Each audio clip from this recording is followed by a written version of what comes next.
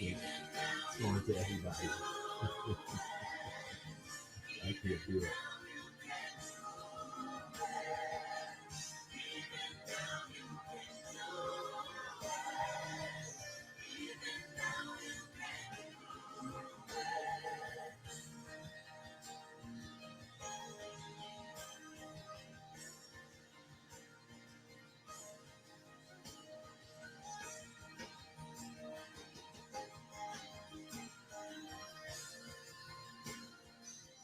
Crazy, I didn't break.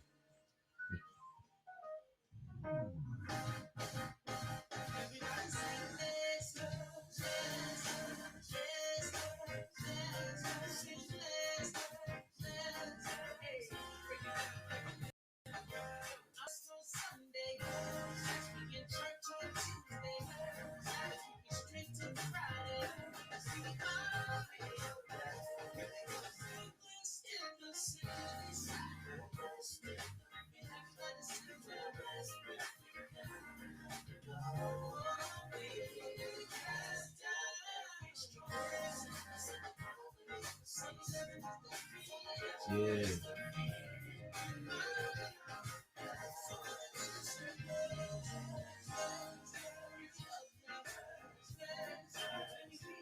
Okay.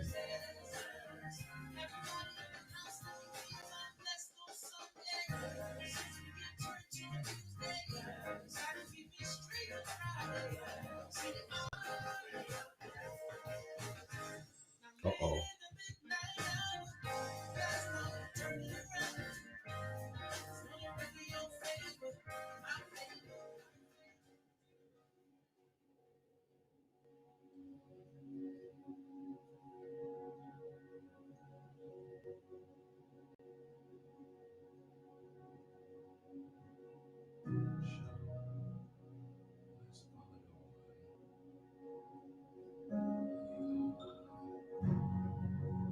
Messages from the stream.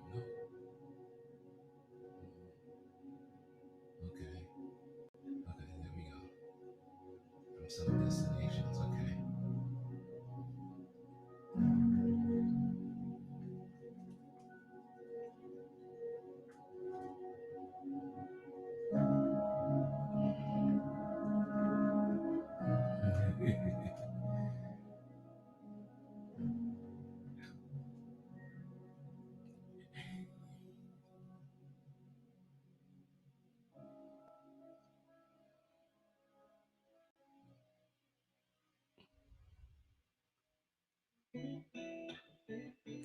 Praise the Lord, everybody. Praise the Lord, everybody. We want to welcome you to the table.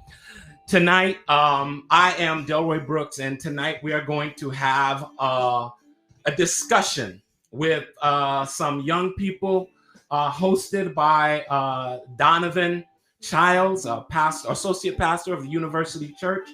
But I am just going to be managing comments, so I'm just going to get out the way, and we're going to let the conversation roll as it relates to social justice, our church's response, or lack thereof. So, with that said, I'm going to jump off of this, and I'm going to introduce our host for the evening, our host with the most, my man, Brother Donovan Childs. What's good, Don D? Hey, what's going on, brothers and sisters out there? Hopefully you're ready for some good conversation, some education for those of us who are in a different space, and we'll learn from our young people today, see things through their eyes, man. I'm excited. All right. With that said, I'm going to just bring everybody else on screen. So we got Miss Aaliyah Payton. How you doing, Aaliyah? I'm doing well. How are you guys doing? We are doing good. Great. Good to see you. I'm going to bring in Brother Charles Aaron Dill. How you doing? Good to see you. We'll bring in Miss Kai Simone Hodges. Hey. And last but not least, Brother Kyle Smith. Say hey to the folks, Brother Kyle. Hello. All right, Good to and be now here. I'm going to take myself off screen. I'm handing over the reins to you, Brother Don Dees. You go ahead and make it happen, brother. Have a great conversation, everybody. All right, all right. So I'm very interested to hear from you all, and I think one of the first things that would be really good if we could just get to know a little bit of background from you. I got the bios, but that's kind of boring to just read the bios off. So I want you to tell the people what you like to know about yourself, and we'll start from Sister Aaliyah. Yes. Hello, everyone. Good evening. My name is Aaliyah Payton. I'm originally from San Bernardino, California, repping 16th Street. And now currently I live in Maryland. I teach third grade in Washington, D.C. And I consider myself an educator, activist, influencer, leader. And so I'm happy to be here tonight. So thank you for having me. All right, all right. Let's move on over to you, Brother Charles. Cool. Charles is my dad, but Oh, sorry. Charles Aaron. Sorry, what's that? Aaron. It's okay. I'm also from San Bernardino, California. Attended the same church, 16th Street. Good to see you. I see Pastor King. I saw Pastor Henry in the chat. So good to see y'all. That's family. I currently work for Assembly Member Jose Medina, doing some local politics stuff, and I've worked for the Democratic Party before this. And then before that, I was at Oakwood under the direction of President Kyle Smith. So happy to see him on this call too. Yeah, happy to be here. All right. Let's go to you, Sister Kai Simone. Hey, what's up, everybody? My name is Kai Simone, but I go by Kai most of the time. I am from Oakland, California, and I'm currently a senior theology major at Oakland University. All right. Oh, yeah, the Bay Area representing. All right, Brother Kyle. Hey, everyone. My name is Kyle Smith, originally from San Diego, California, America's finest city. And so very proud to be from that part of California. And God has blessed me to be able to work in Riverside, California. I'm currently an associate pastor at Mount Rubidoux SDA Church. And before that, I was at Andrews most recently.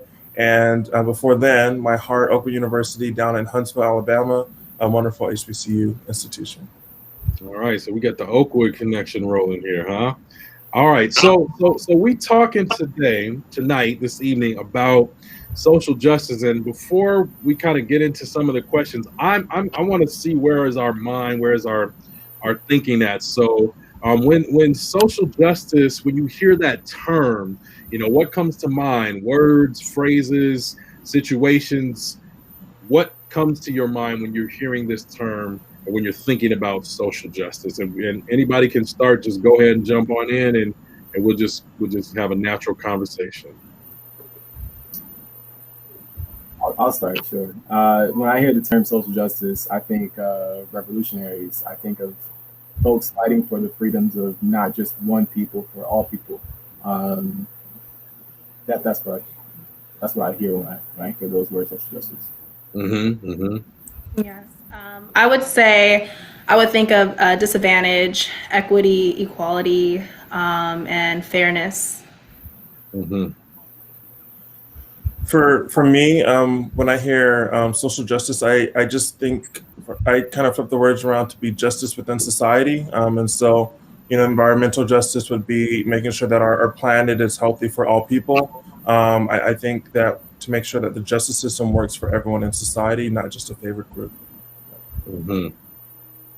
Yeah, for me, I agree with Aaliyah. She said equity, and that's one of the main points of social justice for me, making sure that everybody has the same opportunity and the help that they need to get where they should be. Now, so we're coming at this, West Coast Worship Collaborative. So of course we've got our eyes on the church and how the church functions. So how has your church experience prepared you for dealing with social justice issues? Has it been good? Have you found some lacking, or what has your experience been in just the preparation or the experience from the church? Yes. Well, I'll start. I would say that I would feel unprepared as far as coming from the church and moving into a direction to speak out against social injustices, you know, in a sense of also feeling a little bit not at ease, you know, a little worried, concerned, in a sense of also silence sometimes. I believe coming from the church, a lot of things are silenced, you know, and ignored and not directly addressed, you know, in a sense of just saying, okay, well, this is the issue. Let's think of a solution. It's more of a submissive type of address and approach, you know, in a sense of, okay, well, this is the issue, but let's pray about it. You know, there's no direct action to get something accomplished. And so those are my perspective. I actually had to, you know, kind of expand my environment outside of the church to have a better address and a better approach addressing certain issues and different discussions about social justice in order to get something accomplished and see different perspectives, because I didn't feel like I was properly prepared to address certain issues that are related to our community. Mm-hmm. Yeah, I think I would just piggyback off that. You know, we grew up in the same place. But I'd also add that San Bernardino was wild. San Bernardino, anything, it doesn't matter if it's Sabbath, Sunday, you know, anything could happen in San Bernardino. There's folks dancing down the aisles, you know, in the pews. It was always something new. But I don't believe the church really prepared us for speaking up for really anything. And I know I don't think that's a specific thing to like SDA churches. I think that's the church thing overall. I know Malcolm X said that the most segregated hour in America is high noon on Sunday. You know, it's a huge issue that the church sweeps under this really small rug. You know, and they try to make it seem like it's not there, but we really don't do a good job of teaching us to speak about anything that has any sort of level of being comfortable is out. At least that's what my experience was. Has been your experience. Okay. Yeah. Okay. Brother Kyle, Sister Kai. For me, I would say growing up, I had a similar experience. Well, at my local church, I would say social justice wasn't, you know, necessarily preached heavily from the pulpit, as you know, is probably common in most churches. Growing up, the one difference I would say is that when elementary, I did go to a Christian school. I mean, it wasn't Adventist; it was a Baptist elementary school, and I felt like they taught, you know, our history, you know, and they made sure that we as young kids knew like what happened during the civil rights era. And so definitely I wish it would have happened, you know, at my local church, but growing up, that religious organization, that Baptist church school, they did present that information. And then not necessarily from the church specifically, but once I got to college and in grad school at Oakwood and at Andrews, actually, I saw a lot of either pastors or professors or leaders kind of getting up front and saying something. And I think it's partially just due to the climate of the country currently right now, that maybe they felt more comfortable. It definitely wasn't happening like maybe 10, 15, 20 years ago. But I've been grateful to see that shift.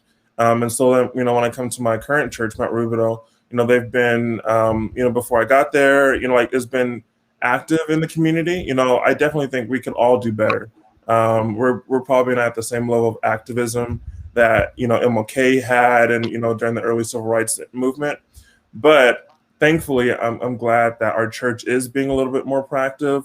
Even having a conversation like this, I think probably wouldn't have happened 5 or 10 years ago. Okay. The church, social justice was pretty much a silent subject. They didn't talk about it. They didn't really talk about the history unless it was Black History Month. But that was just the basic stuff. Or, you know, Martin Luther King, Rosa Parks. They fought for our rights. But other than that, they didn't really say much. And I even had some professors say that social justice is a political thing and that as Christians, we shouldn't be involved. So the church really did nothing to prepare me. Yeah. Yeah. Now, okay. So now that you said it, since you said it, I'm gonna jump to a question I had later. But I have often heard that there is that idea in the church that says, okay, we should be focused on the mission of saving everybody so that they can go to heaven. We don't have time to focus on these political issues and things like that. What is your sort of initial response to hearing that, and what suggestions do you have as a rebuttal for someone who's holding that that viewpoint? I would say, aren't we winning souls on earth? You know, in a sense of, if we just dismiss the issues within our community, if we dismiss the brutality within our community, that people that we come in contact with every day are facing, what does that say about Christians? What does that say about us as people? You know, we show that we don't care if we don't speak about it. You know, in a sense of, and we want to win souls. We want to, you know, bring people to Christ, but we continue to hide behind the walls of the church sometimes, you know, but we're not going out to addressing these issues that people within our community are facing, and then something that we could potentially face as well. And so, yes, we have to prepare spiritually, you know, for the next level, you know, but in a sense, we are living here on earth, and we have to be able to make sure the people here on earth as well know that, okay, we care about the issues that you're facing, and we want to make sure that you feel comforted, that you know that God is here protecting you as well, and that, you know, you can just rely on him. And then also, in a sense, that I'm going to be here fighting for you while we're here on earth right now. You know, if we continue to keep looking to, okay, well, we got to make our way to heaven, we lose sight of everything that's happening right in front of us. All right, go ahead. Yeah.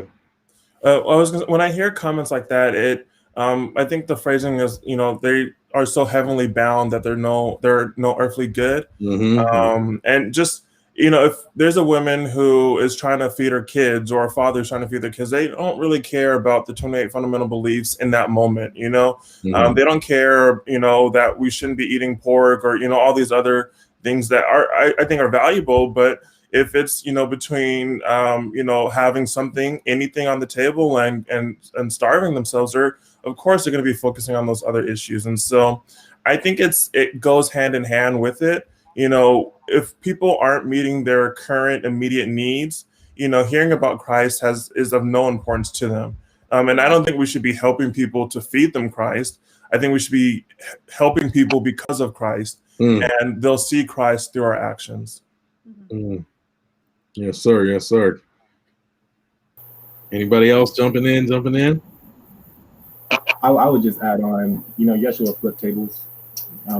He fought for social justice, just like any revolutionary that we have to date that wrote any books. Like, Yeshua was right up there with him.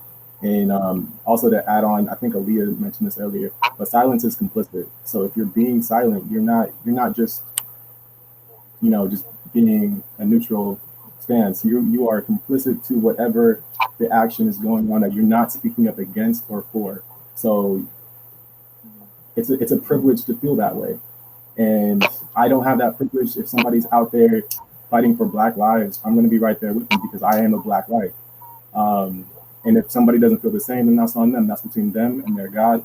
But as for me and my house, you know, we're going to follow what Yeshua's his example was, which was being an advocate for everyone, especially the folks that were, you know, underprivileged. I definitely it falls on I don't think it falls on it being a political issue, because if we're Christians and we're following the life of Christ and we're trying to imitate his life, then we should be loving people. And how can you say that you love people when you look at them, you see them struggling, you see that their physical needs aren't being taken care of, you see that they're being mistreated? How can you say that you follow Christ and you love like Christ loves if you do nothing for them? If you just leave them where they're at? Christ didn't do that. He saw people that were hungry, he fed them. He saw people that had illnesses. Yes, he took care of their illness before he tried to preach to them, before he told them the word of God. And so someone told me that if you're speaking to someone and their physical need isn't met, they're not going to be able to hear you spiritually. Yes. Now, so we kind of talked about the church preparation, but let's even go a little bit. Let's take one question for I saw Dr. King said, she asked, how do you suggest in the church we can prepare our young people better for facing issues of social justice? What are some suggestions that we can give for that?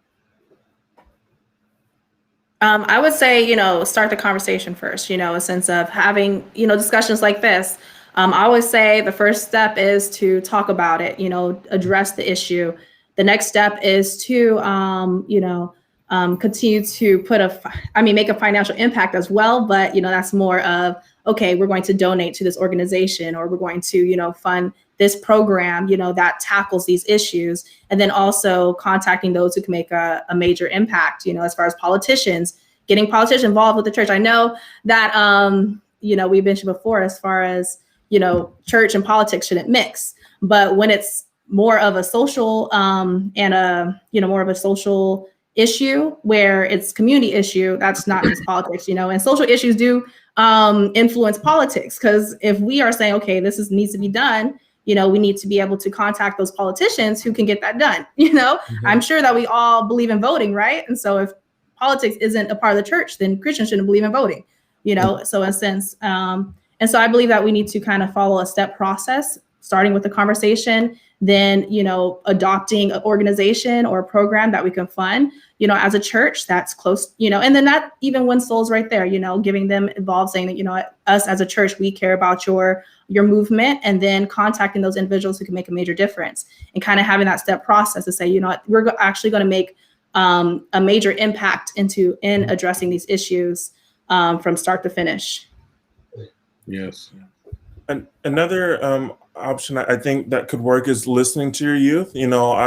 I've been really amazed just seeing like the Instagram accounts of the young people at my church, and anytime with the protest, like they were active, they were making political posts and statements, and none of them could vote, but they wanted to make sure that their voices were heard, and so they have opinions and thoughts, and they're researching these issues, with great earnest. And so I think, uplifting those voices, Gen Z, those who are currently, I guess, the young people at our churches, and then also maybe finding specific avenues that we could work on. No one church or person or group can fix everything, but maybe if in your church you're like, we're going to dedicate our time and energy to helping people who've been wrongly convicted, or we just find one family who has a tradition, or like their family's been incarcerated. Like, I think if we focus on it, it makes it a lot more tangible. It makes it a lot easier to relate to and to handle and get our grips on. Mm-hmm. Jump in. I think that just taking time to educate the young people when they're young, just letting them know what social justice is in the first place, Mm-hmm. and then taking time to practice it within the church. Because I feel like if they're practicing it in the church, to take it outside of the church and practice it elsewhere, out on the streets, in the community. Yeah, I think I can't really add too much to what everyone said. I think everyone kind of hit the nail right on the head. Also, shout out Miss Novella. I see her in the chat. She's a light. She's a light. Love her. All right. Now, when in your how was it growing up in your homes? Did you have homes that were justice minded, or was that something that you learned later after you left home? What was that part of your experience? So your question is, so in your homes, were social justice issues talked about? Were you educated through your family, or was it something that after you kind of came out and you were either in college or doing whatever in life, then you kind of had those sensors more more as part of your life later on? I'd say personally, my mother is a very strong woman, a very strong Black woman. I was born her third year at Spelman, her second child. This woman, I can't say enough good things about her, but she's definitely made the effort to teach us and educate us about our people, our history, and I can't thank her enough for that. Also, growing up, it wasn't,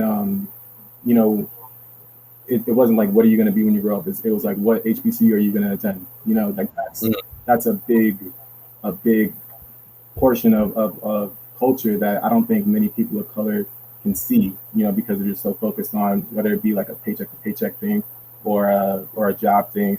I think that that's a very it's a very privileged way to think.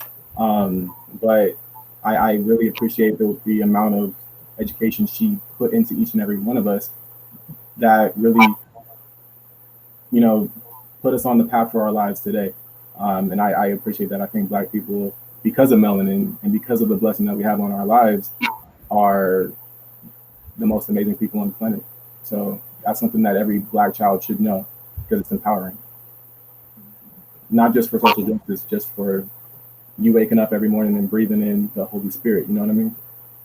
Mm-hmm. Yeah. I hear you, man. I would say in my household, it was very dismissed. It was a sense of, okay, I mean, I love my parents, now they see, okay, well, Aaliyah, you're speaking some real stuff, because they see my vlogs, they see, everything that I post. And it's like, okay, so I'm inspiring them to speak out against certain issues. Because before it's kind of like policing myself.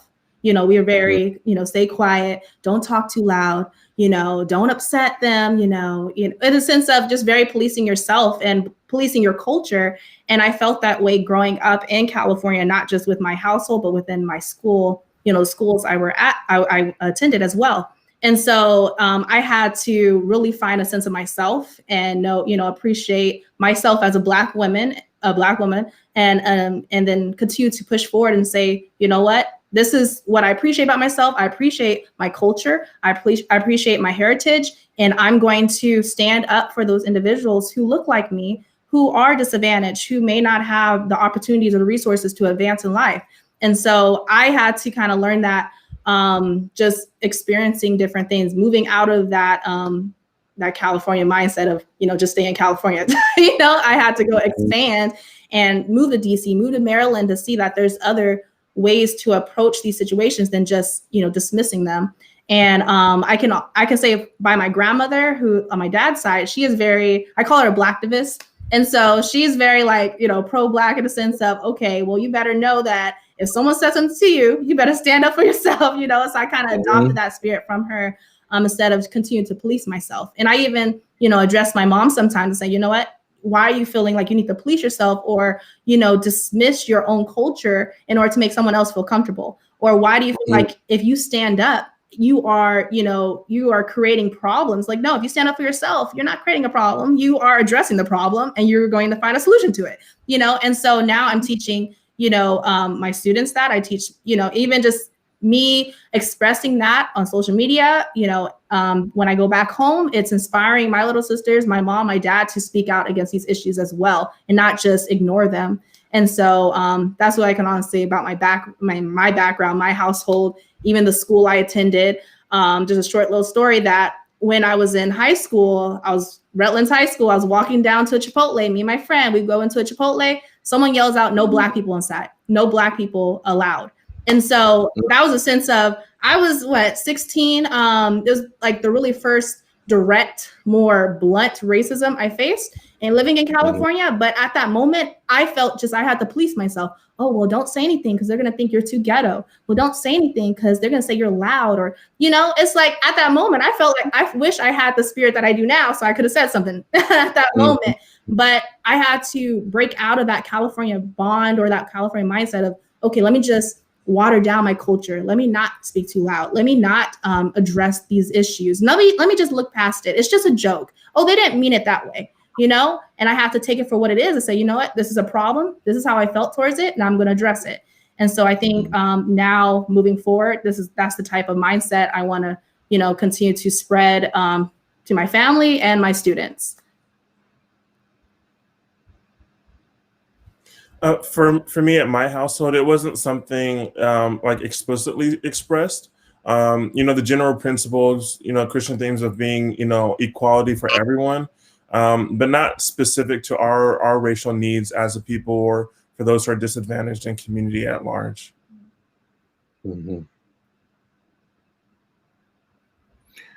So I want to jump on You know, what Aaliyah is saying there, and I think it goes really well with the question that Dr. King is asking here, because we do find a lot of times where we've got to do, like you said, this policing thing, or you know, you got to sort of keep it down and whatnot. And her question is, you know, it seems that different generations see social justice differently. Do you notice that? Do you see that in yourself? And you know, how do we bridge the gap? How do we start to make some differences in that regard? I'd agree with that for sure. I think overall, I don't want this to sound any way. Don't take this any way. I don't want anybody watching to take this anyway. I think we're less afraid now than we have ever been before. I think there is less of a stigma to ruin somebody's day, you know? And I think that's great. I think we need to do that more. I think we need to be more comfortable in ourselves and not change ourselves for whatever room we go into. I think it's important that we bring ourselves with us everywhere we go. And that's my entire family coming with me. So I'm speaking on behalf of them. You know, I'm not just talking for me. So I know what I'm representing. Yeah, that's all I would say. Yes. So thank you, Ms. Butler, and thank you, Ms. I think Hale as well. I appreciate it. And so I would say the bridge that gap is one, to have a conversation. I'm a talker. I'm going to address how I feel. I'm going to tell you how I feel, and I'm gonna listen to your perspective as well. And so like I mentioned, as far as like with my mom growing up, in a sense of that mindset of policing yourself, in a sense of, you know, that's based on confidence too, in a sense of, you know, knowing yourself and self-esteem. And if you say, you know what, I know who I am, I love who I am, I know, you know, that God, he created me to be this confident individual, that I'm going to speak out when I see something wrong, you know, not just within my own life, but within anyone else's life, you know, as well. And so in a sense of encouraging, you know, if you do have parents that are kind of that more conservative, where they're like, okay, well, don't say anything. Well, I'll tell my mom or my, you know, whoever who's my relative respectfully, well, I'm going to stand up and advocate for those who don't feel comfortable speaking out, you know? And so I will be that voice. If you don't feel comfortable speaking out, if you feel like, you know, it's going to jeopardize your job, I know a lot of careers are jeopardized when individuals do speak out. And so I can see that being an issue. And so I'll say, okay, well, you don't have to speak out, but I'll speak out on your behalf, you know? And so kind of, you know, taking that responsibility as well, if as young Americans, young millennials, you know, a sense of, okay, and I know even living in DC, a lot of younger individuals, millennials are out there protesting. You don't see a lot of individuals within 45 to 55 age range or 40 to 50 age range out there protesting. And so I believe a lot of those young individuals are taking that responsibility on behalf of their parents, saying, you know what, you went through this before, you know, even my grandmother, I'm not going to expect my grandmother who's 70 something to go out there and and protest in the street. I'm gonna say, you lived through segregation. So I'm gonna speak on your behalf now. And so I think we should, you know, and that creates unity as well, in a sense of, all right, I'm here standing for you. I'm standing in place of you, you know, because I know that maybe it's too hard for you to do right now. And that's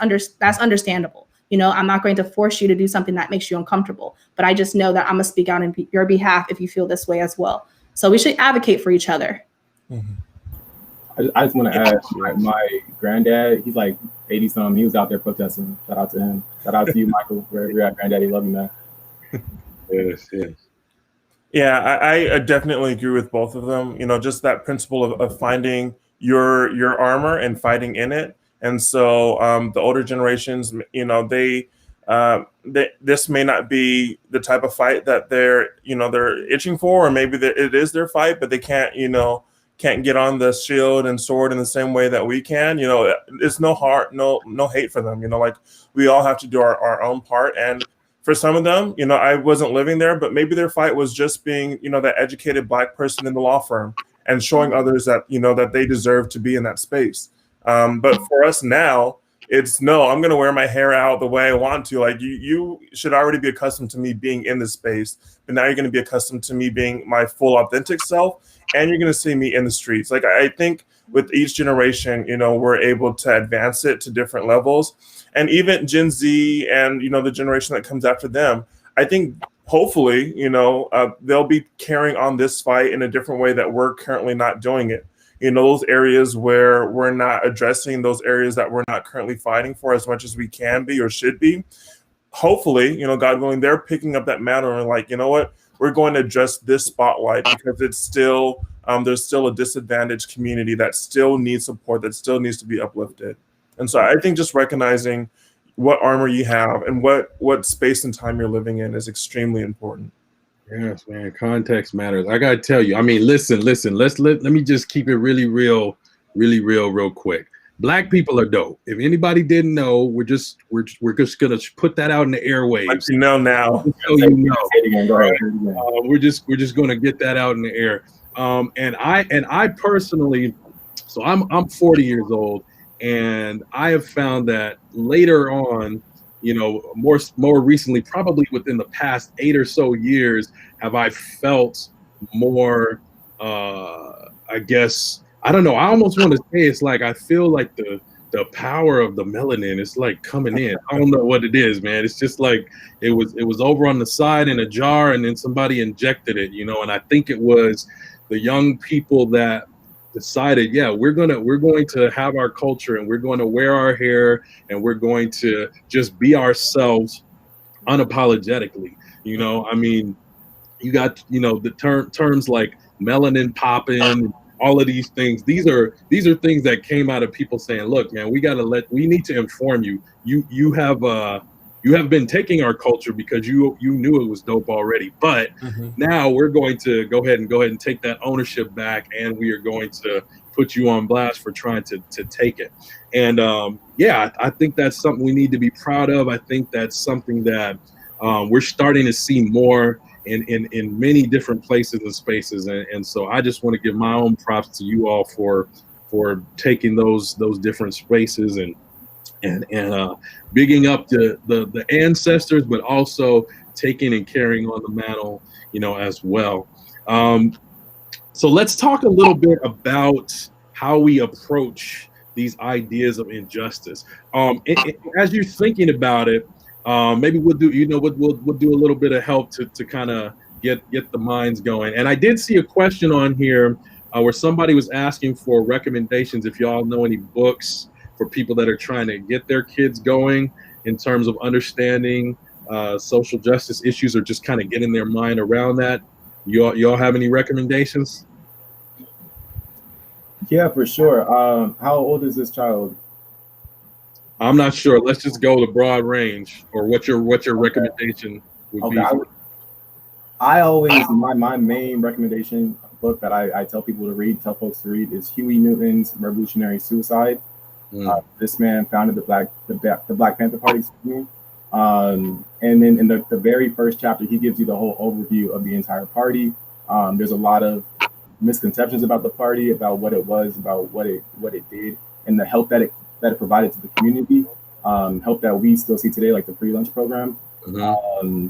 So I would recommend that book just to give a good first kind of, here you go, first knowledge of what revolutionary life is like and what that could look like. And let me jump on that while you guys are thinking of your other recommendations. Just for anybody who didn't know, Kai left us right now. She's having some signal problems, but her church, Market Street, was actually one of the churches where Black Panther Party did the breakfast program. Wow. So if anybody is confused on whether the church was involved with the Black Panther Party, that's awesome. They actually hosted breakfasts there. So, and there are some of the members that are still around, some of the charter members, they actually remember working with the Market Street Seventh-day Adventist Church. So awesome. Let that sit in your spirit as well. All right, you guys have any other book recommendations? Yes, I would recommend Make Change by Sean King. And so I just got that book, and Oh, there we go. Okay. And so I just got that book and I love it because he is very, his word, he's very proactive.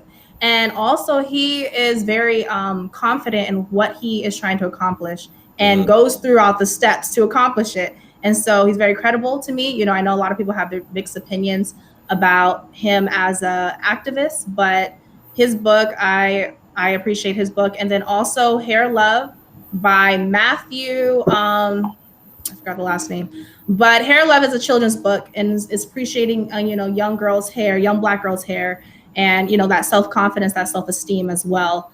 And so that's definitely a great book for young kids to, you know, embrace their culture, embrace their Blackness, you know, their melanin. And so that's very, it's a great book to inspire your kids to, you know, love themselves and appreciate who they are. Yeah. And for me, I'm not sure. You know, I guess depending upon the age, it would. I'm not sure how interesting it is would be for them as kids. But when I was in college, as a textbook for a class, it was the Seventh Adventists and the Civil Rights Movement.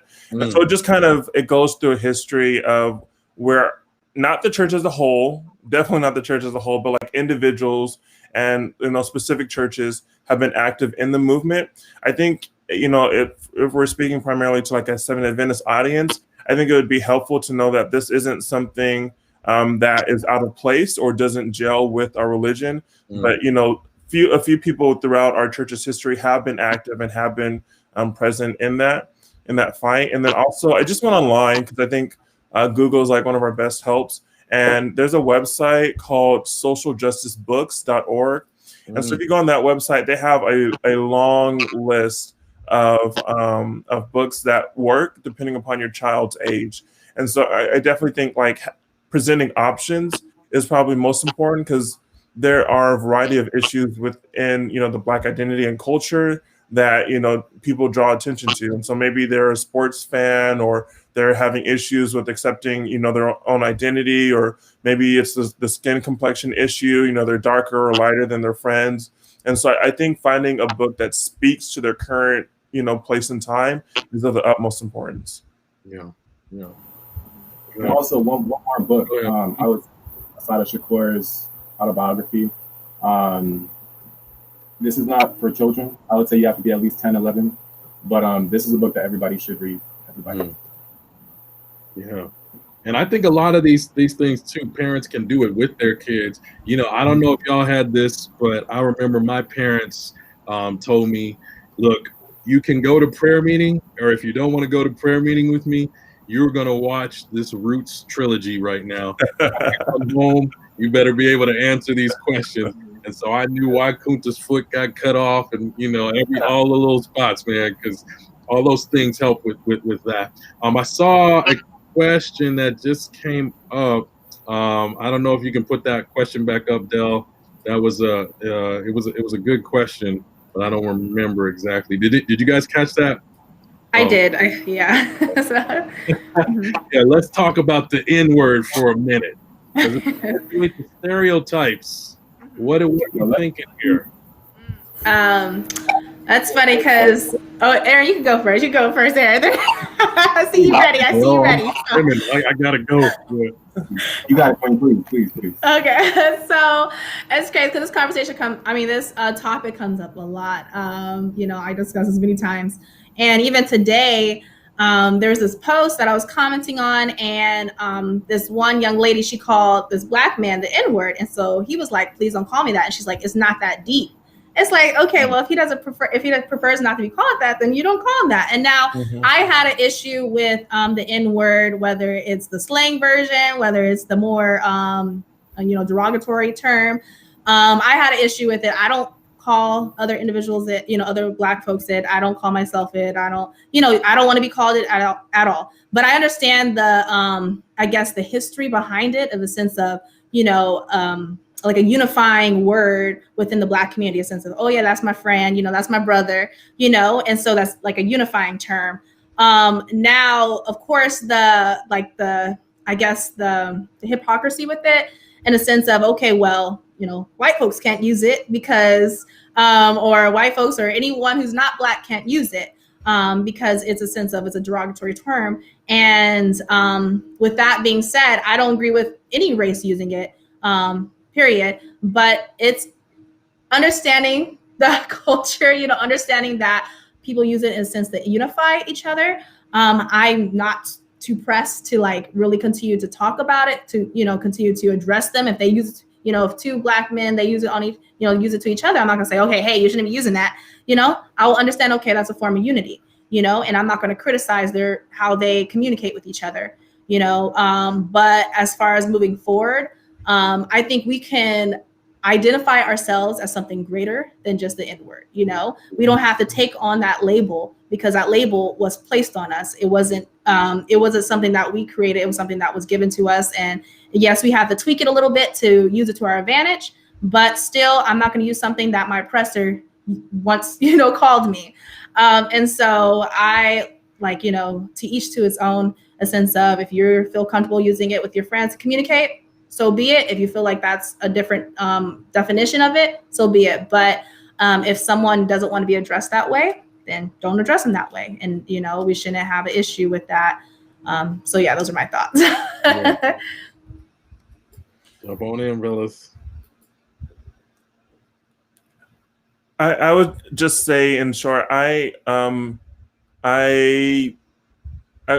lie and say I haven't used it, but it's not something that I would encourage other people to use, especially if you're not Black. You're not going to say it in my presence without getting at least a side eye or a little talk that this is not appropriate.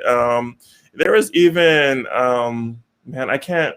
It wasn't the N-word, but there was like some word that my friend had said, and I was like, and it wasn't the N-word, but it was there's like a racial tone to it that he wasn't aware of. But I was like, that word's not acceptable. Like, you're gonna need to find another way to like express, our friendship and how close you think we are. Mm-hmm. And even he wasn't even using it maliciously. He didn't know, but he was going to know, and he was not going to use that word uneducated in the future. There was an author at the Atlantic who did a really good there's a video on why white fans of hip hop can't use the N-word. The analogy that he gave, yes. So I can't pronounce I don't think I pronounced his name correctly. I didn't want to butcher his name. And then I just in our chat I just sent the link to his video.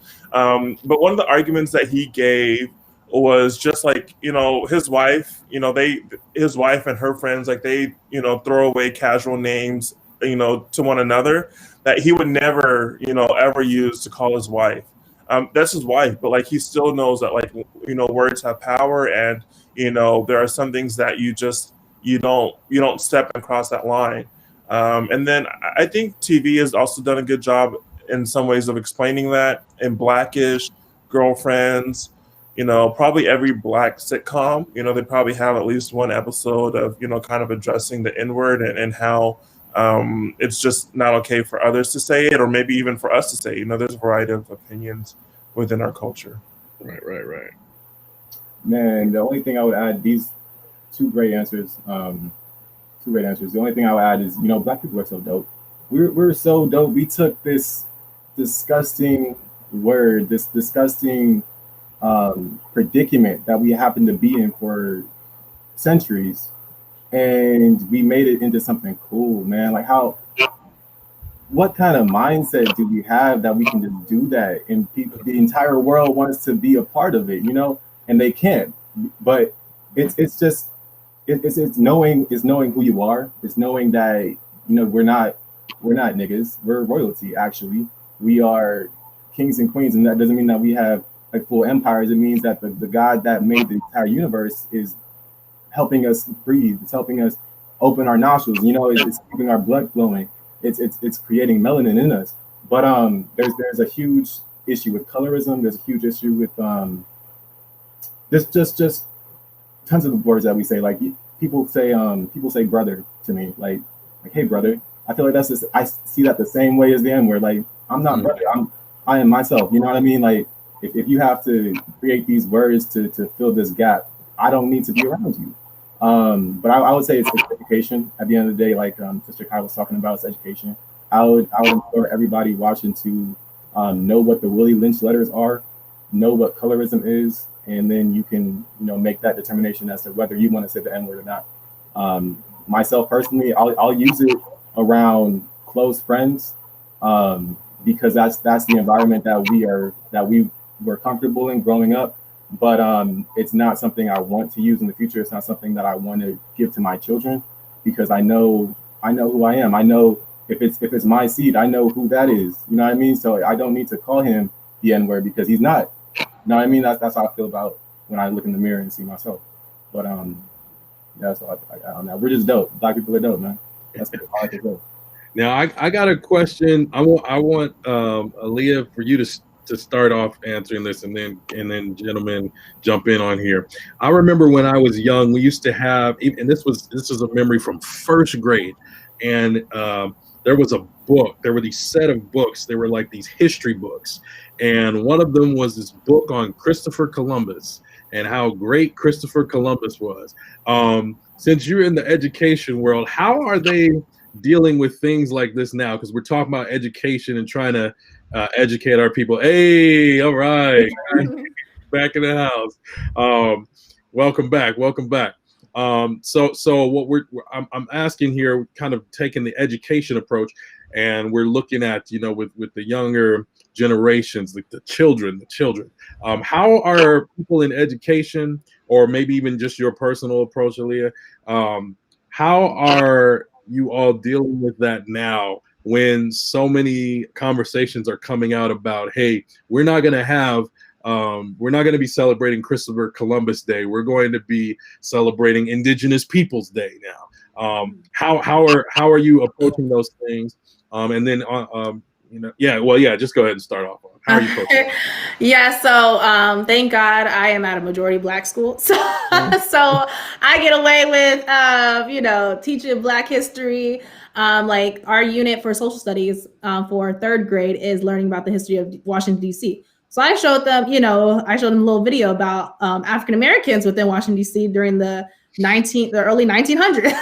So because that's relatable. And so, like I said, thank God I'm teaching at a majority Black school because I need to find things that relate to them. They can't relate to Christopher Columbus. They can't relate to what's called Eleanor Roosevelt, or they can't relate to George Washington. It's like if they related to George Washington, I would have to tell them the ugly truth. In a sense. So within our school, my school does a great job of adopting Black culture, Black history all year round. And so because we have Black administration, and that's one thing that's why I decided to work in Washington, in DC, in Northeast DC, because I wanted to be around my culture, my people, and because I didn't have that growing up. And I knew that these students need positive role models within their life. And so we as a school, like not even just my class, but as a school, we adopt Black culture, and we go down to the grit of not just with Martin Luther King, but with Madam C.J. Walker, just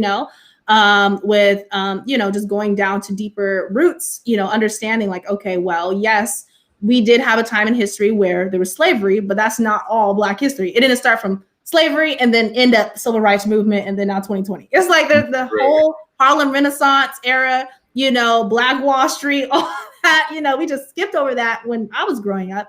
And so we will do our students a disservice if we don't even share that with them, And so with my students, like I said, since I teach reading, language arts, and social studies, so I go into, as far as Black history, understanding, the importance of Black art and, Black performers to Black inventors, And it's funny because we were having a professional development meeting at my school, and they were looking up, or one of the leads, she was researching certain articles that the kids can read and answer questions to. So I was like, okay, are there any Black inventor articles? And so she types in Black inventors, and of course nothing shows up because it was like it was more a general platform that maybe everyone in the country uses. So I was like, okay, so then I go on my way to ask, are there any resources that we can use that really help our students understand Black culture, Black art, Black inventors, Black influencers? Is there resources? So I go out of my way to find those resources. Now, as far as if I was working at a predominantly white school, I don't think I would be able to get away with that. But even with my friend, he's a teacher as well. He teaches history in high school, at the high school level. And so he will tell me all the time that he gets in trouble with his administration because they don't want him teaching African culture. It's like, well, it's like the school doesn't have a problem with Roman culture or, Roman Empire. But then, when you try to teach African culture, there's a problem. It's like, and that's a sense of that systemic racism within the education, system, that institutionalized racism, and so it's like, all right, we need to break those barriers, and whether we have to do it ourselves, because I know at the top level, it may not get done, but as educators, as leaders, even if you're not just an educator, maybe if you tutor, or you coach or you mentor, breaking those barriers in a sense of giving your children an opportunity to learn about their history and really adopt it and resonate with it, because that's the most relatable content, is how they can really empower themselves and feel empowered and and feel inspired to be great African American, just great Black people in general. I always say, in a sense of within the community, sometimes kids only have a certain stereotype to look up to, whether it's the rapper trapper, or a sense of you're growing up within a religious background, the pastor. Okay. But in a sense of not saying that's a bad thing, but I'm saying you need to expand, saying that there's greater possibilities to life than just looking at that narrow view and say, I can only accomplish this way. I can only make money if I go down this route. We need to expand on that. And so my school does a great job doing that. Well, we do career days. Majority of Black professionals come in, from police officers to financial analysts, from entrepreneurs, so on and so forth. So our school does a great job of doing that. But I'll say, if you're not in a school, or if you do not, if your kids, nephews, nieces, daughters, so on and so forth, if they are not in a school that are appreciating Black culture, then, providing that to them some way, through watching movies, videos, books, providing that to them, because they have the right to know, and they have to relate to, their culture, and they have to be able to feel empowered and see that, okay, I can mimic after this person because I see that they did it and they look just like me. And so I think that's very important within the education system. So yes, my thoughts. I don't know if you there was this video, I saw it on Instagram.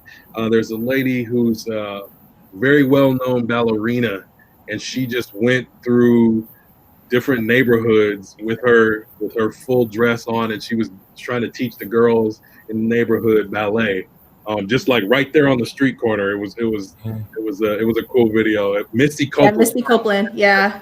Copeland, thank you. Yeah. Brooks, man, hold it down.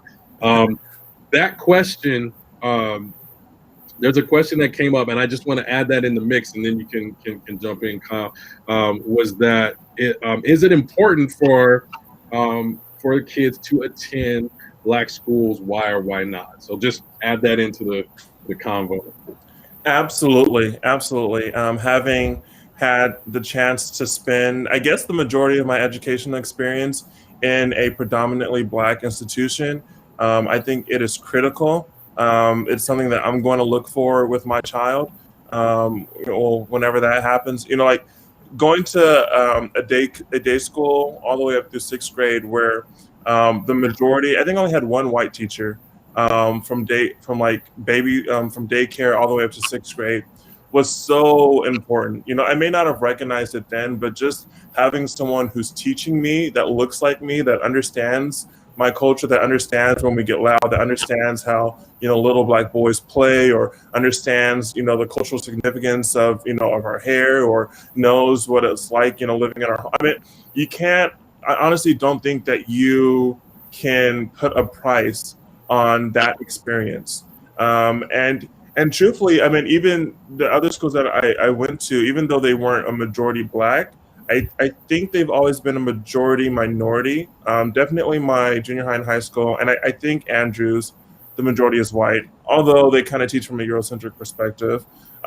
Just being surrounded by other people who are minorities, I think, plays a huge dividend. When I went to Oakwood, one of the things that I just absolutely loved was having this opportunity to see my president, the university president, be black, to see the deans black, to see, I mean, like everyone. It wasn't just the person in the cafeteria. It wasn't just the person, working sanitation or working grounds. It was the full spectrum. And then to see, alumni, individuals that are professors, or they're working in law, they're doctors, or they're working in the entertainment industry. Like it was just a really important thing for me coming from California, to see that there is literally no limit for what we can do. And and come January, 2021, on the 20th, we're going to have an HBCU graduate working in the White House.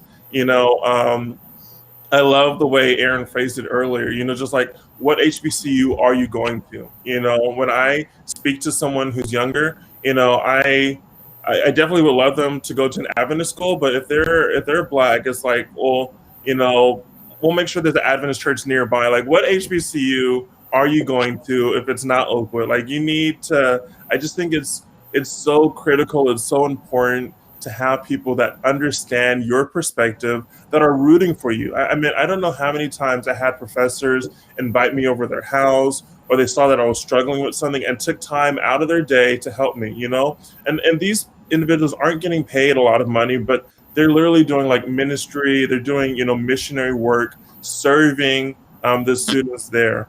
And so if there's any opportunity for you to send your kid to a black school, I would say take it.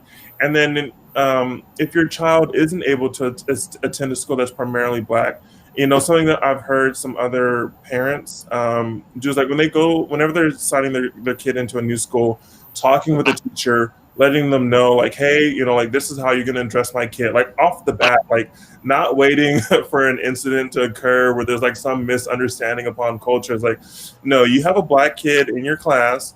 If you're not educated, you need to get educated on how to interact with them, how we're not going to let microaggressions just occur and then not be addressed. Asking maybe what school you go to, like, what do you do for Black History Month? Or how do you incorporate, the inventions that minorities have done throughout the entire school year? And so I think all of that is extremely, extremely important. And I think it's just kind of built in, though, when you go to a black school. Some of those infrastructures are just already there. There's still work to be done, for sure. I wouldn't say Oakwood is perfect, or any HBCU by any measure. We all know about the many issues, long lines and all this and that. But the personal attention that you get from those schools, I think you can't buy it. Okay, let me let Kai jump in real quick, Aaron, and then we'll get to you. As far as education goes, the schools I went to growing up were majority minority. There weren't a lot of white kids in my schools, but I didn't have a lot of black teachers. But my teachers did make it a point to explore all different types of culture, even if they weren't represented in our classrooms. And going to Oakwood was a new experience for me because, that my school was like 30% black, 60% Latino. So the black culture that I knew was pretty similar to the one that I was already experiencing. But going to Oakwood was like, it was like going to a whole different country. There was so many nooks and crannies of African-American culture, black culture that I had never experienced, never seen before. And it just really opened my eyes, and I was able to, being from California, everything's pretty chill, everything's pretty laid back. Nobody's really like, nobody's really like into things like that. But going to Oakwood, being able to see the different struggles that people went through because they're from a different part of the country or because their parents aren't from this country, just really applies to the vast variety of black culture that a lot of people don't see. They see us all as one. So I do think it's important to send your kids to schools where they can get, educated on their own culture, and not just their specific culture, but cultures similar to theirs and those that are very different, because it opens up your eyes to not only fighting for your people, but for other people who are overlooked. Yes. Are we all from California on this? That's cool. I think so. That's amazing. That's cool. That was points. I think all three really hit different nails on the head. I had very similar experiences to my fellow Okadites here, just from being a person from California that goes to the South. But I would just say, just to keep it short and sweet, Indigenous Peoples Day is not something that we need to set aside. Christopher Columbus was a terrible person. He didn't discover America first. Africans traveled the entire globe, and they left themselves in pockets all over the world. Ancient Africans, like these are folks that were all over the entire globe. So don't let European history lies make you think that they discovered something. There were people here that that didn't have anything to do with Europeans. So it's very important that we educate ourselves and re-educate what they put into our brains. If you went to a public school, if you had that white supremacist system drilled into your head as a child, it's important to know what the Moors were that went in up from North Africa and went into Europe and gave all this knowledge to the Europeans, and they just took it for their own. And it's important to know that the only thing that white people really invented was the patent office. So you have to understand that black and brown education is where you need to be because you are a black and brown person. That's what and just one thing I'd like to add, I've heard like from youth at my church or even friends, like when we're picking schools, like, why would I want to go to an HBCU where it's nothing just black people? Like, I want to experience and I want to meet new people. Like, that's a very common refrain that everyone has, like when they go off to college. And something that someone shared with me is that, we have the rest of our lives to be in the minority. It doesn't matter where you go in this country or in this world, we're going to be in the minority. And so just taking those 4, 5, 6, however many years it takes you to get through college, enjoy being in the majority, enjoy not having to explain why your hair is in a bonnet or, explain why, you don't put peas in your potato salad. I mean, like, there's just like so many like intricacies of our culture. And so having those 4 years to not have to explain who you are, I think is just extremely valuable. Yes. I want to echo Pastor Damien's Chandler. He said, I'm truly seeing a panel of kings and queens, and yes, I want to second that. I want to shift a little bit to talk about, we're trying to see how we can bridge this and kind of boost up the way that the church gets involved in this, because we've been talking about issues that I know that you've gotten from various aspects of your life, and has not largely been discussions and things that have been happening in church. So I want to ask this question: how involved do you think that the church, maybe your church or just church in general, how involved should we be in social justice issues, and what do you think are the effective ways for us to get to engage in those things? Well, I would kind of piggyback off of what I said earlier as far as, maybe just researching different organizations that are already, that are working towards different reforms. We don't have to reinvent the wheel. We can, support those who already have that organization or that program, and just, be that financial, physical support. I know within my school, I went to Washington Adventist University. So I didn't go to Oakwood, but I went to WU in Maryland, which was majority Black, actually. And so, but I know within my school, it was very liberal. Like, it wasn't conservative at all. So it's very liberal, but we address certain issues, as a university, where the president, the provost came out and spoke about these different things because they seen where we were at, the location. And so as a church school or as a Christian university, we created organizations within our university to go out and help those who deal with a sense of maybe, the housing issues within DC. as far as, maybe someone has been put out their house, providing them different resources, as well. And so getting involved, seeing what your community needs. I don't believe that we could like change the world tomorrow, but we could change the community, or we can have an influence within the community around us. A lot of people will say, well, we need a leader to do this. Well, no, we're all leaders within ourselves. You leading the next person next to you is you being a leader and you having a positive impact. And so as a church, we should develop the community. Use the community around us, or, look within the community around us and say, what are the specific needs that our community needs? What are the specific issues that we need to address within our community, whether it's homelessness, whether it's, a form of poverty, whether it's, education, lack of education. I know Pastor King did a great job of hosting the tutoring program this past summer. That builds that, or decreases that gap, that achievement gap within minority kids. That's a social issue in itself. Mm-hmm. And so we can reach the people within our community. We don't have to say, okay, well, let's go to the president, do this. No, we can, contact our local city council member. We can contact our local mayor. I know Mount Rubidoux, and I definitely respect, as far as what Mount Rubidoux has been doing with the community in Riverside. That's using the resources around you to make a major difference. And so we don't have to think too big. We can be more specific and saying, let's attack these issues now. And so, like I said, I want to big props to Pastor King and building that program, where I was a part of that program, and I'm still reaching out to a student who has that education gap, that achievement gap. And so it's a sense of, okay, building the community and unifying within the community around you and seeing what are those specific needs that you need to address that is right next door, and so that's a way that we can, really get involved as a church in social issues. Also, I'd agree with a lot of that.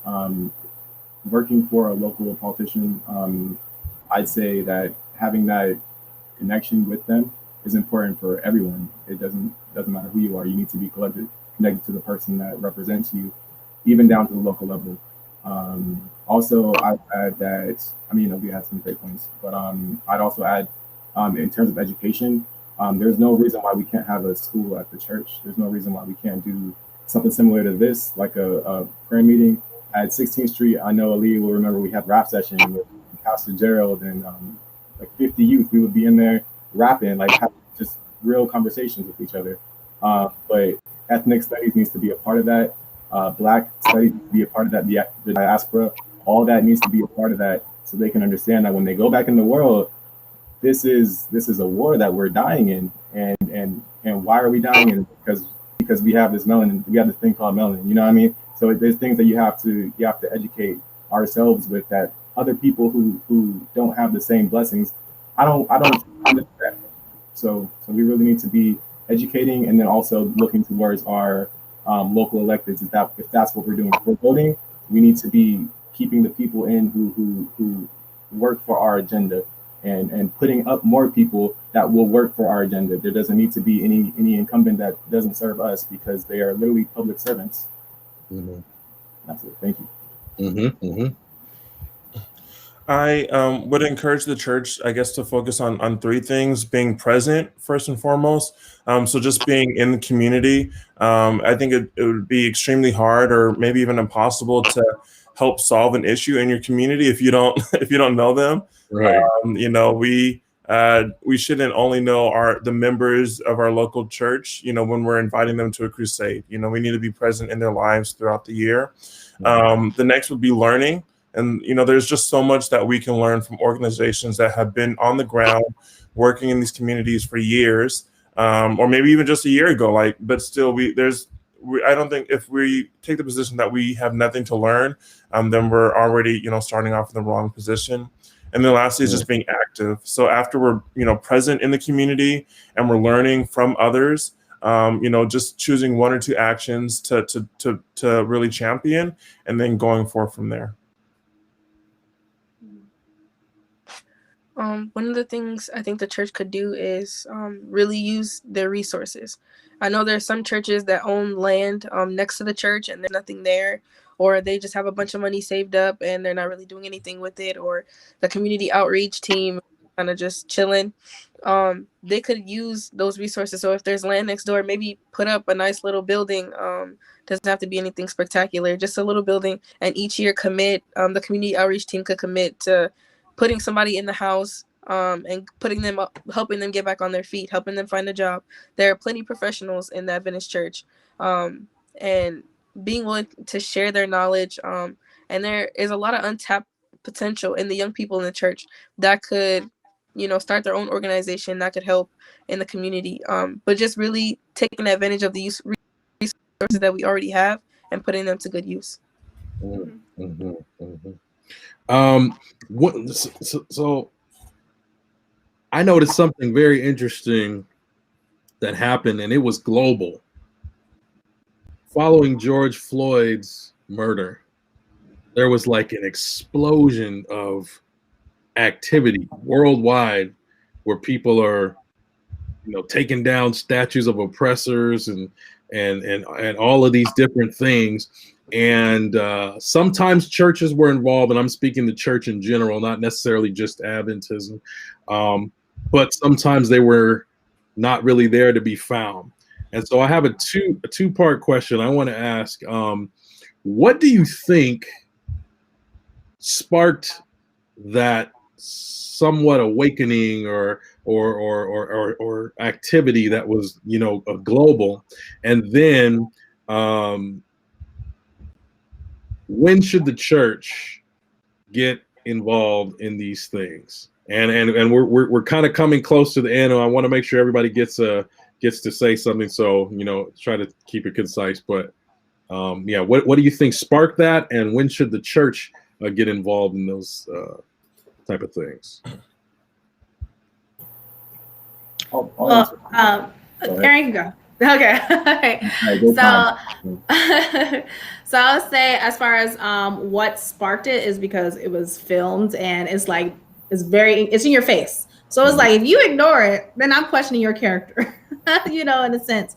So it's like, if the church just ignored it, or if leaders in the church just ignored it, it's like, what do we say? What do we say about those leaders? They're leading us in a direction where we're ignoring issues that are obvious, And so I respect church leaders who said, this is what I don't agree with. And we need to stand and say, this is unacceptable. We're not going to tolerate this. And there needs to be accountability across the board for those who are involved. And so, and then the world, that world movement, in the sense of, you had, the NBA, posted the Black Lives Matter, even the, what's called, pro baseball. I can never remember. There we go. But anyway, so it's like that great movement. It's because it was in your face. And so, there were some individuals who were like, okay, well, George Floyd, he whatever deserved to whatever, and it was just ignorance, in a sense. And it was very upsetting to see that some people who consider themselves Christians, who support Trump, just ignored it too, and so I question their character as well. And so as a church, we have to be able to say, what's morally right? At the end of the day, this is not even just morally right. Let's not even, forget about religion, but this is not even morally right. And so as individuals, as Christians, we have to see what is wrong and what is right, and we're going to stand up for what's right. And so, and then that movement, we're going to be a part of that movement that's right. Now, I understand that there's different agendas, I'm not going to go way off topic, but there's different agendas as far as, different movements of how to address these issues. Are we going to riot? Are we going to protest? Oh, we need to pray about it. We need to act on it. We need to vote about it. Yeah, there's different ways to address, the issue. And as a church, we need to be that leader and say, we're going to address it this way. Yes, we can pray about it, but let's take action as well.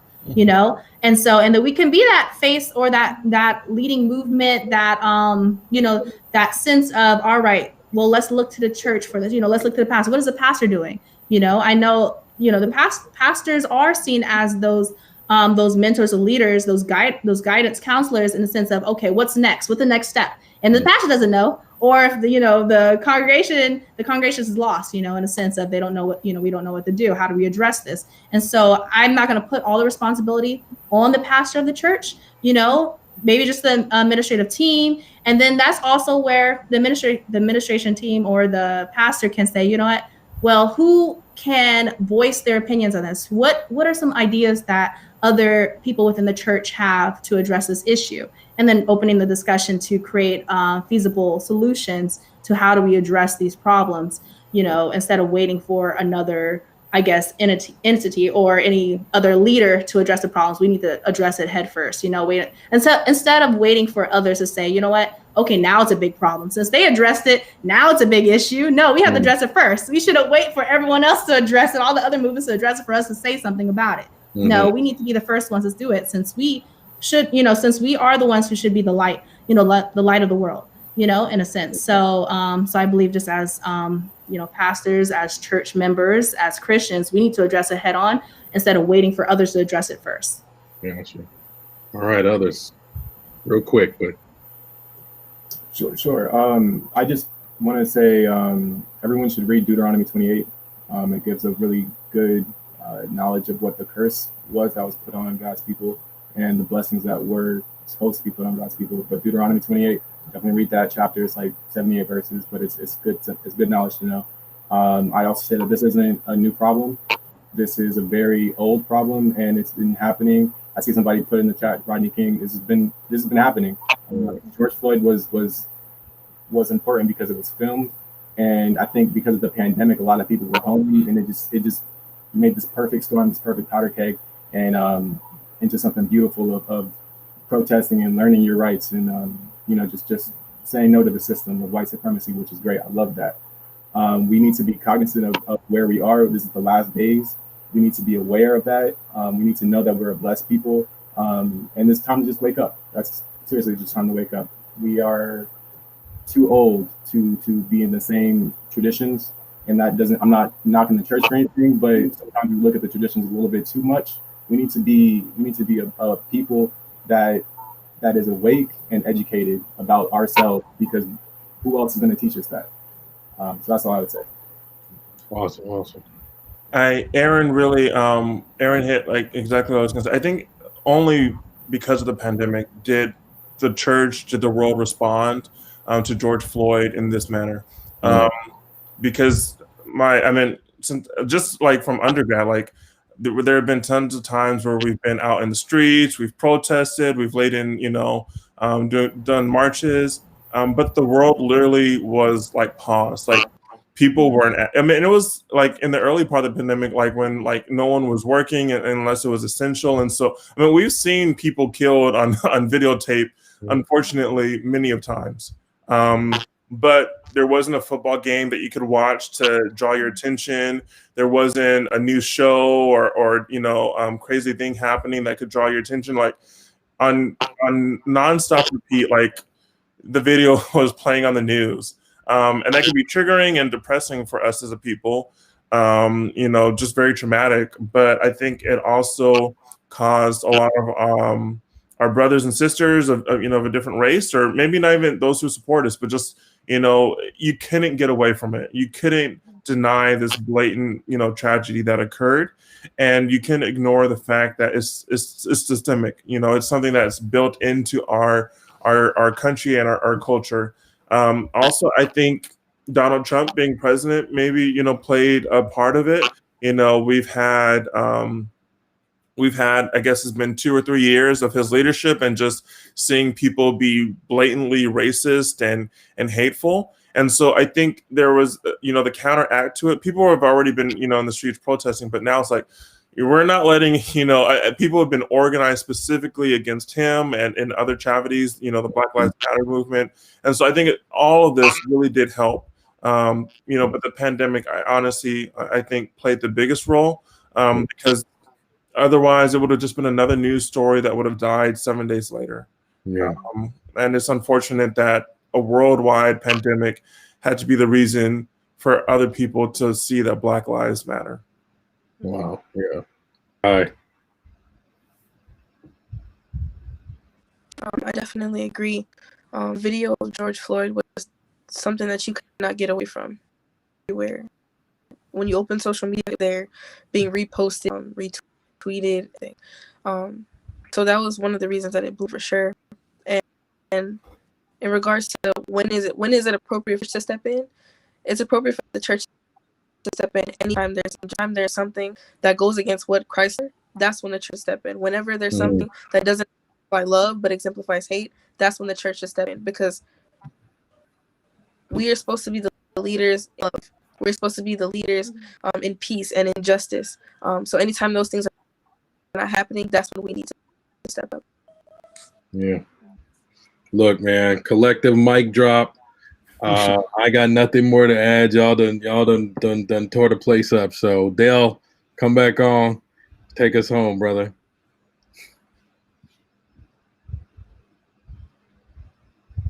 All right, here we go, everybody. Am I able to be heard? Did I take my mute off? That's the We hear you. We hear you. Year unmute.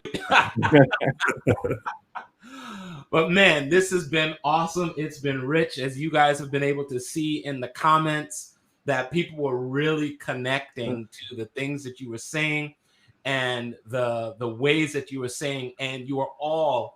I'm so pleased that God led me to pick all of you. Man, you all good.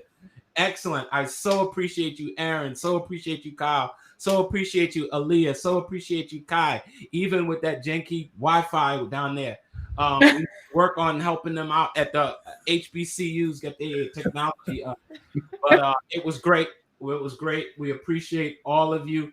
I'm going to take you all off screen now so y'all can breathe and all that kind of good stuff. But thank you.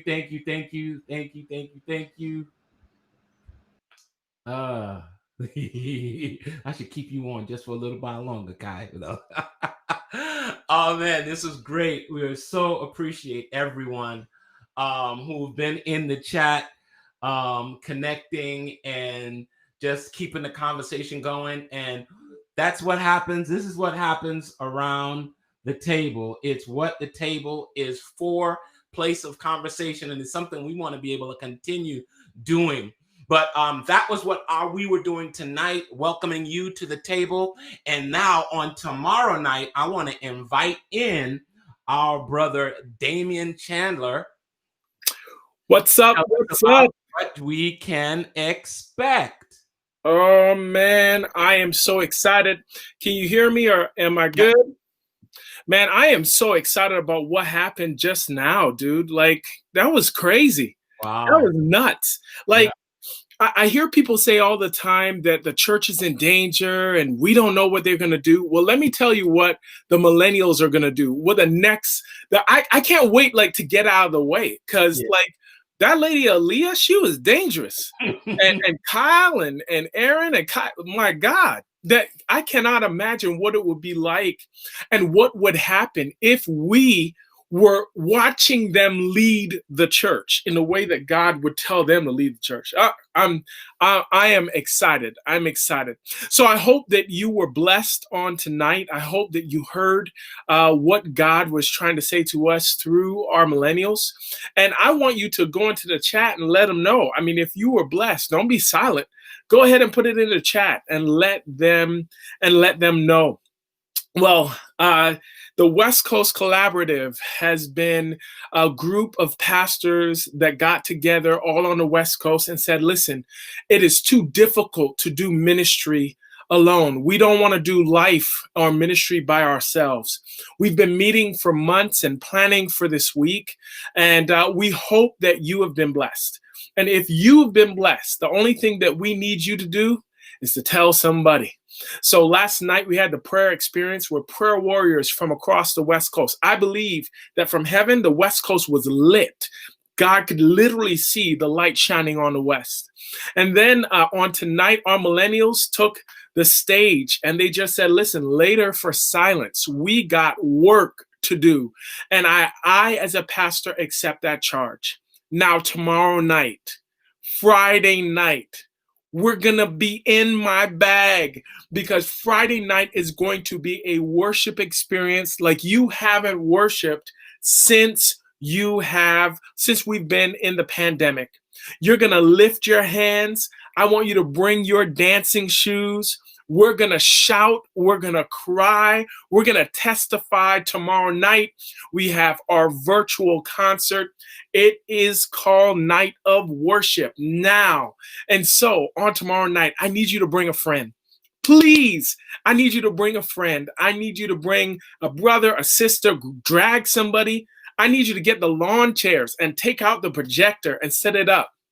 I need you to clean out the couch, vacuum underneath the cushions, and get ready for an outpour of God's Spirit.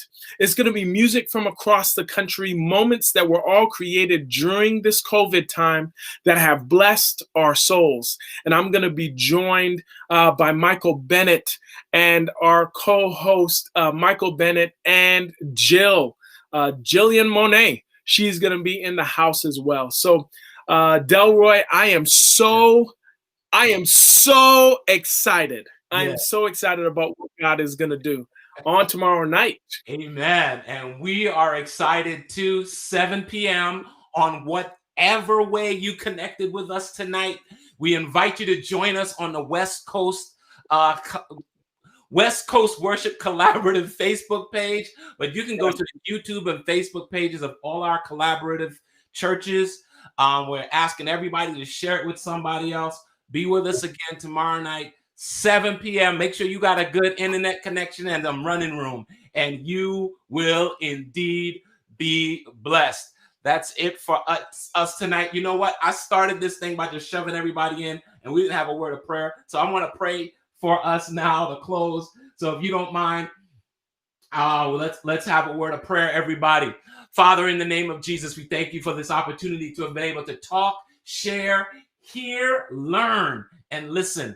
Now, God, we pray that you would be with us and everyone else who's been connected to this awesome night around the table. In your name, I pray. Amen. Amen. God bless you, everybody. We are done here for tonight. Bye. Brother Damien, you stick by.